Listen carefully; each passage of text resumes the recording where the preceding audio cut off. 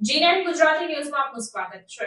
ઈડરમાં નીકળનારી ભગવાન જગન્નાથજીની રથયાત્રા નિમિત્તે ભગવાનની પૂજા વિધિ કરવામાં આવી। રાજ્યમાં આવતીકાલે નીકળનારી ભગવાન જગન્નાથજીની 26મી રથયાત્રા નિમિત્તે ભક્તો દ્વારા તડામાર તૈયારીઓ કરવામાં આવી રહી છે।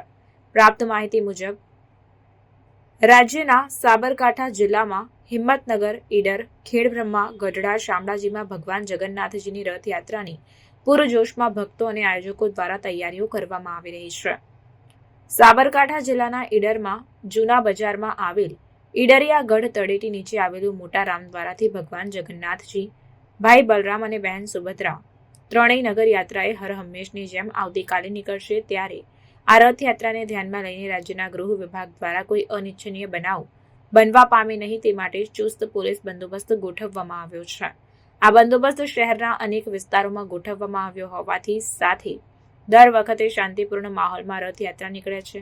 કોઈ બબાલ જેવો બનાવ બનવા પામતો નથી, કારણ કે અહીંયા હિન્દુ મુસ્લિમ બંને એક ધર્મ માનીને ભાઈચારાની ભાવના રાખીને એકબીજાના તહેવારો મનાવતા આવ્યા છે।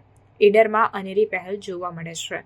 હિન્દુ મુસ્લિમ ધર્મના ભાઈચારાની આવતીકાલે ભગવાન જગન્નાથજીની નીકળનારી રથયાત્રામાં જય રણછોડ માખણ ચોર ના નારા સાથે ગુંજતી નજરે પડશે રથયાત્રા।